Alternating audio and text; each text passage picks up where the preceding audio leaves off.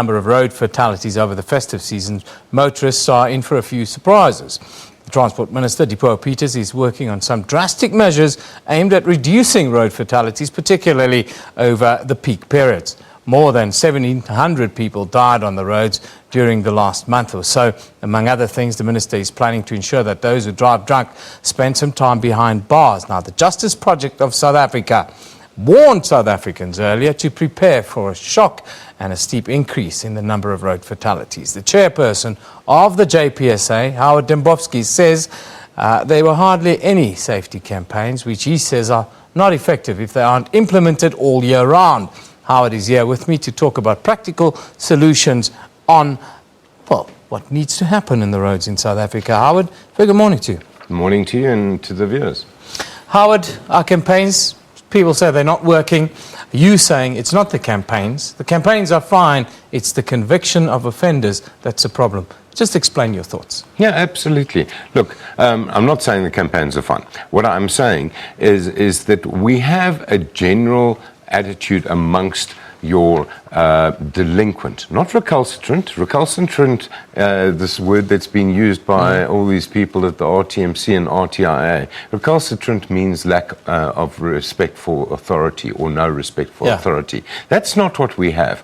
We have delinquent drivers on our roads.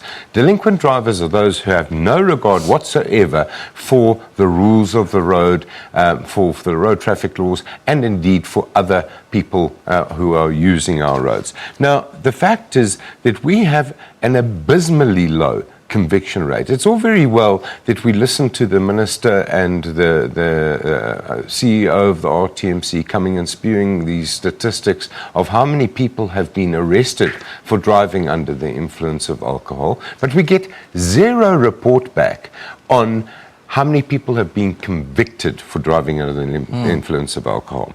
Now, unfortunately, and it pains me to say this, the conviction rate is abysmally low. And the reason for that is there are a number of different problems that set in immediately after that person's arrest with evidence, etc. On screen, we see a picture of a taxi that's driven into a bus. That is exactly what we've seen happen in KwaZulu-Natal this morning. First day of school, 4 school children killed in an accident, a taxi driving into a bus. I saw on the roads, long distance, over the festive season, how taxi drivers are behaving, and it's absolutely shocking. How do we come to terms with that issue particularly? But Eben, it's not taxi drivers only. You and I both know that this is a general behaviour that's shared by almost every road user. I wouldn't like to say it is every road user, but there are a lot of delinquents on the roads. And the fact is that people will drive as badly as the authorities allow them to drive.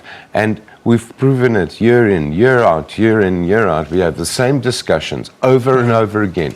If you do not have 24/7, 365 traffic law enforcement, and it's effective and it's visible, you cannot expect things to be any different in December, for starters.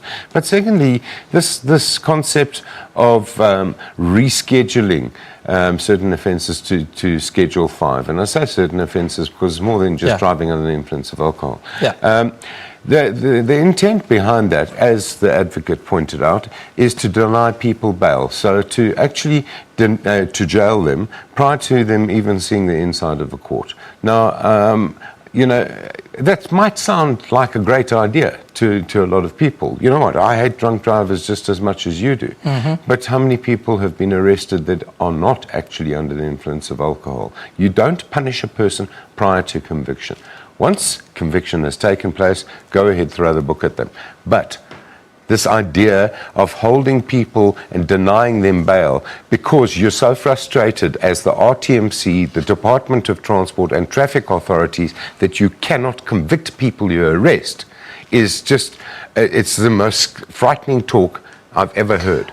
What are the issues that are holding the conviction rate back, would you say?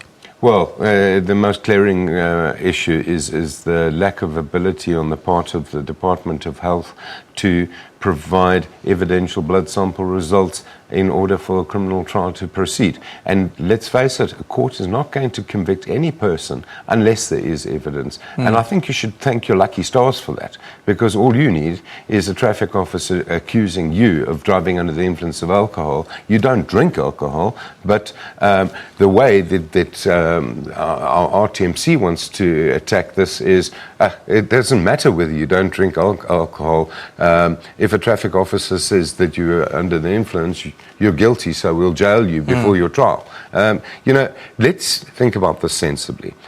The other thing is we are in full support of the idea of introducing minimum sentencing with respect to serious crimes. Now, when I talk about serious crimes, talking about killing a person whilst you're driving under the influence of alcohol or drugs. Okay, and I have to emphasize that because they never talk about drugs, and yet so many people use them when they drive. But, the case of Jub and Shabalala, sorry to keep on dredging up the past, adequately shows just how devastating one of those collisions can be.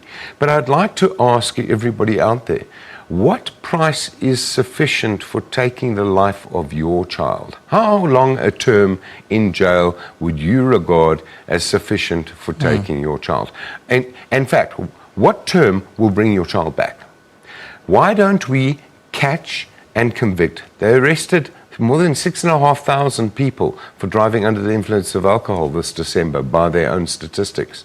Okay, why don't we see 6,500 people getting convicted before they kill somebody and getting dealt with before they kill somebody, not coming along and trying to close the stable door once the horse is bolted?